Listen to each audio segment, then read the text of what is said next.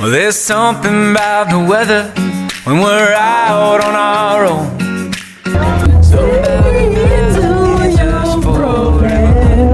I'm sitting here, honestly, by God's grace. I was involved in an accident yesterday, and how I managed to escape death that was right in front of my eyes, I honestly don't know how. And I really thank God the most, because I was coming from dropping off my mom.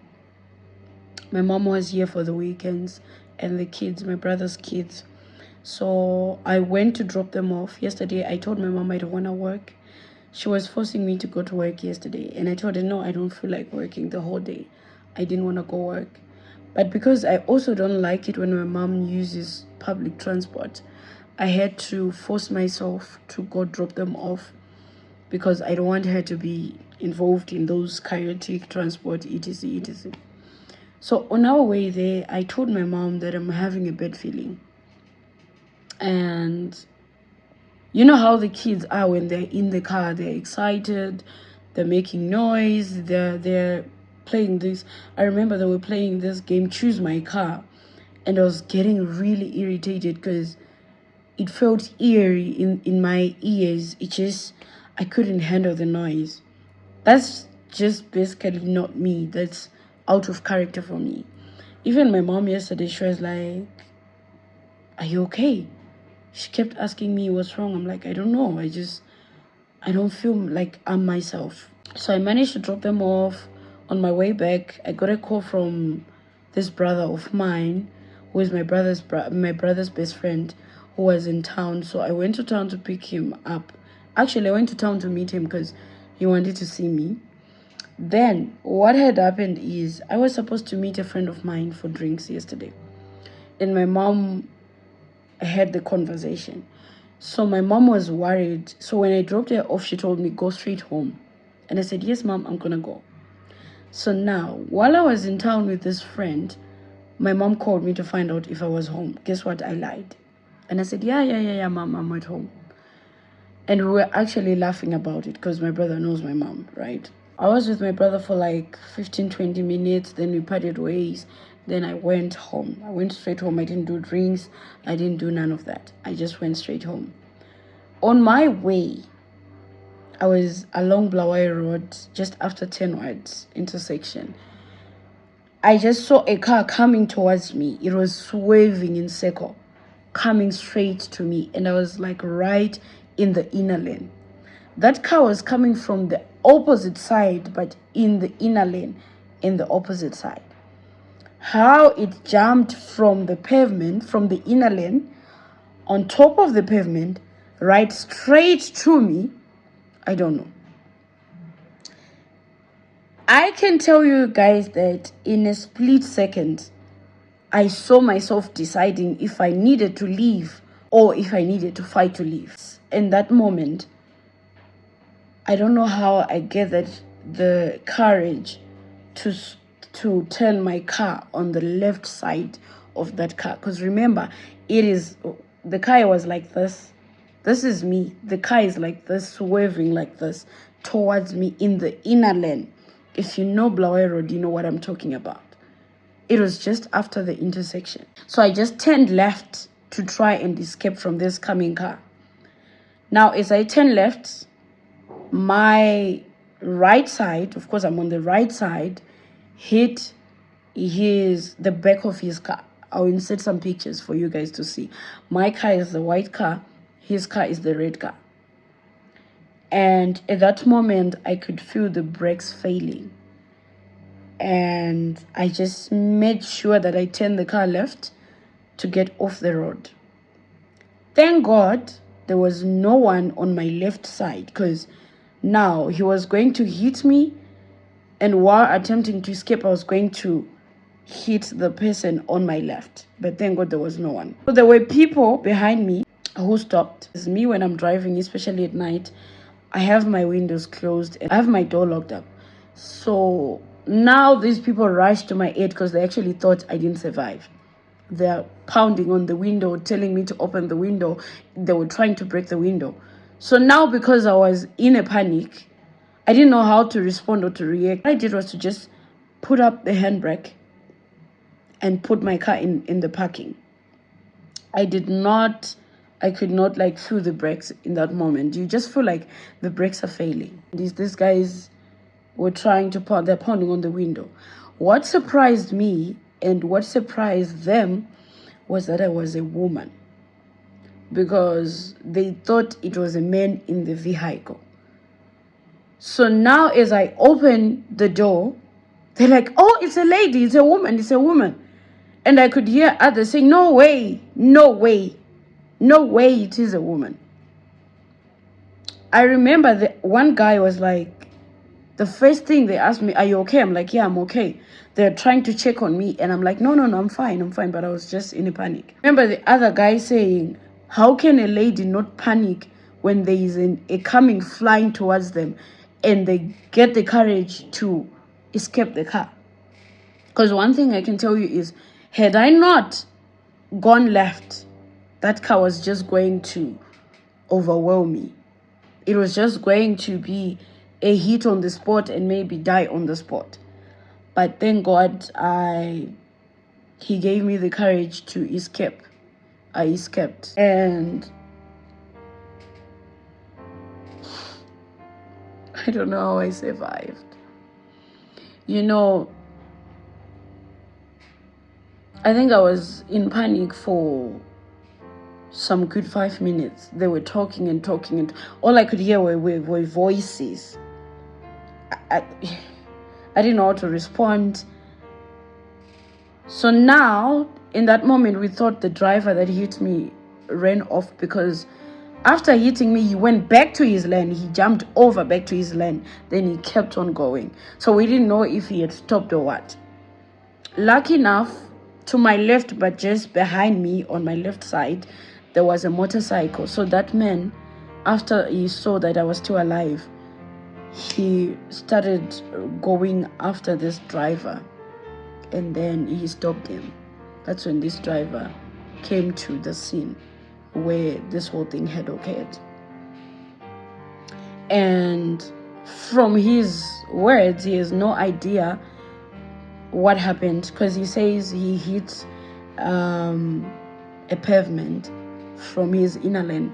To be honest, there is a pavement that is so dangerous, to such a point that if you do not see that pavement, for sure you will fly. So he hit that pavement and he doesn't know what happened after that. All he knows is people were hooting at him and he stopped the car. That's when he realized, oh, this happened. I don't know. That's according to him. But yeah, I just thank God for life. And I think that was the first time I lied to my mom that I'm home when I'm not, just not to get her worried. And I actually regret that, because I could have just told my mom I'm in town with Kuda and I'm not home, but I chose not to worry her and I lied that I was home. So when the whole thing happened, I'm trying to call my brother, I'm trying to call my sister, I'm trying to find who to call. Turns out I don't have airtime. Now I'm sending, please call me back now, because I had data. I had to WhatsApp call my sister, WhatsApp call my brother, etc. My brother rushed to the scene after like 15 minutes, he was there. Then my other uncle had to bring the police to the scene, etc. But gosh, so I could feel my knee was in pain, because I hit my knee when we collided, and my right hand, my right knee and my right hand, I could feel pain. And then when I got home, I could feel pain on my rib cage, but it's not that severe. Though I did get the police report that I need to go to see the doctor, etc. I didn't do that yet. I'm still home, just thanking God for life. My car is damaged. It means no work for the time being. It's to like trying to do the insurance claim, etc. But I am just grateful for the gift of life, honestly, because I did not see myself surviving. And the fact that when I texted this brother of mine that I was with in town that I just got into an accident, the first sentence that he said was, just before we parted, you said something. You said you're having a bad feeling. And I didn't remember that I told him that. Even now, I don't remember I told him that. I don't remember. But he told me, I told him I had a bad feeling. So he's like, oh my gosh, I can't believe you were right. So guys, prayers, they really protect you. And I remember on Wednesday, my brother got a car to use on InDrive. And the first thing I told him is, let's go to Mama. Let's go see Mom. So when we went to my mom's house, and I was like, Mama, we are here for your blessings and your prayers. And my mom was like, are you guys kidding? I'm like, no, we're here for your prayers. Because for me, I believe the first prayer that I get comes from my mom. That's me. So we had this prayer, and I remember hearing my mom praying about the road accidents, God to protect us, etc, etc. And that can only be my mom's prayer and God himself. I barely pray, especially after losing my grandmother. I've just been apart from God's word. I want to be honest with you. I've just been occupying myself. Before that, I had a routine that I wake up at 5, then from 5 to 6, I am studying. Then from 6 to 7, it's my prayer time. It's my prayer session. Then from 7, I'm cleaning up my car, the house, or whatever I want to do. Then at 8, I should be done cleaning up and now getting ready for work. 8:30, 8:45, I'm leaving the house. But ever since I lost my grandmother, I've just changed my routine. I wake up late. I just wake up to bath and leave the house. Even the prayer, I had this playlist of, prayerful songs. I just drifted from it. I've just been distracting myself, listening to songs that have nothing to do with God. So I don't want to lie that it's my prayers. Completely, it's not. It's my mother's, and it's just God himself protecting me. So yeah, I just thought I should share my experience. For now, there's no InDrive, unfortunately, until I get my car fixed or until I get another car. So yeah, I think I'll just be home. Yeah, vlogging from home and, doing other things apart from InDrive. For now, not forever. For now. So yeah, guys. Thank you so much for watching this video, if you did. Hey there. As someone with a zero plan after getting involved in an accident, I've just been home recharging, and that means that recharging involves washing these dishes that you're seeing right here. So ngatisokeitiro guys, because atina plan zvamanje let's wash this.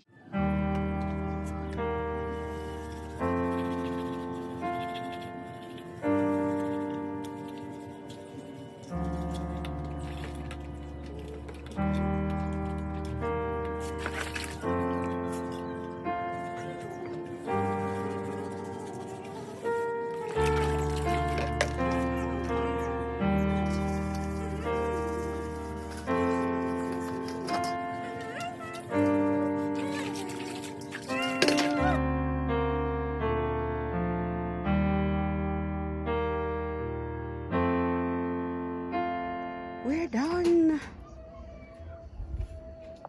We woke up. To be right when we know the strength inside will match the strength we show. But it's hard enough to face the face who's always staring back. But there's nothing to be ashamed of. We're just being what we're made of, and it comes out in the quiet, between the times we speak, between the times we think we know we're right, between the times we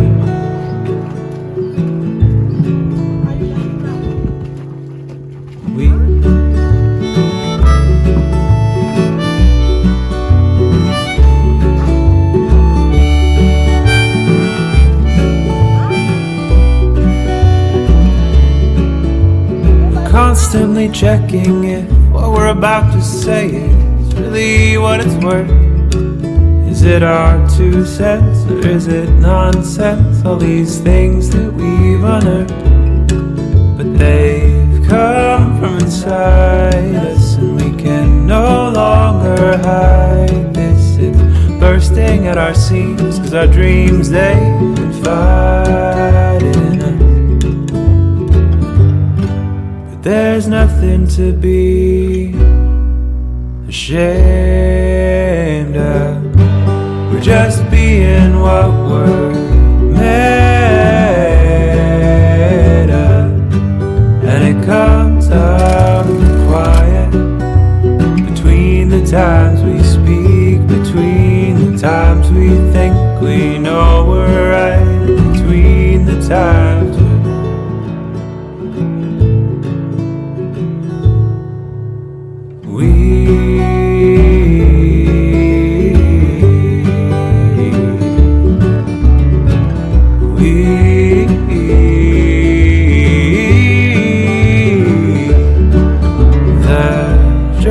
drips away as I float off into the recesses of my brain, just searching for the last part of me that might still be the same. As I'm thinking of you and what we might have to go through, I come back down and I almost drown, and that's what you come home to.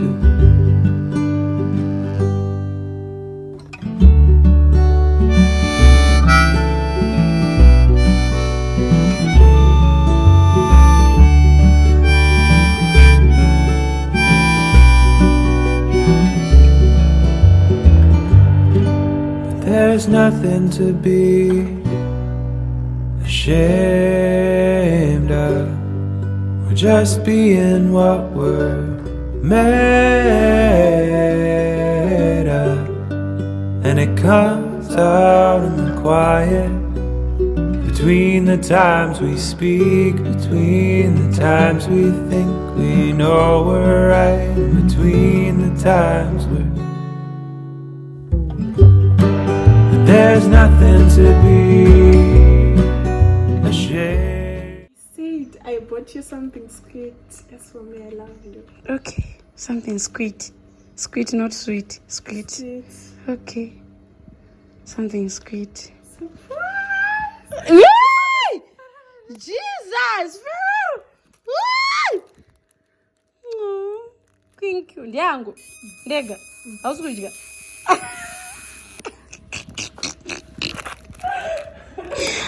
Thank you. Thank you. Thank you.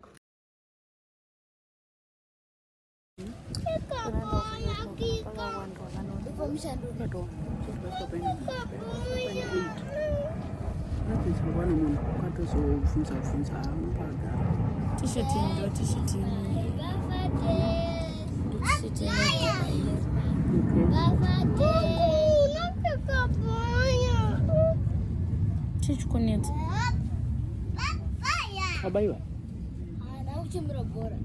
Remember to like, comment, share, subscribe, and I'll see you guys next time.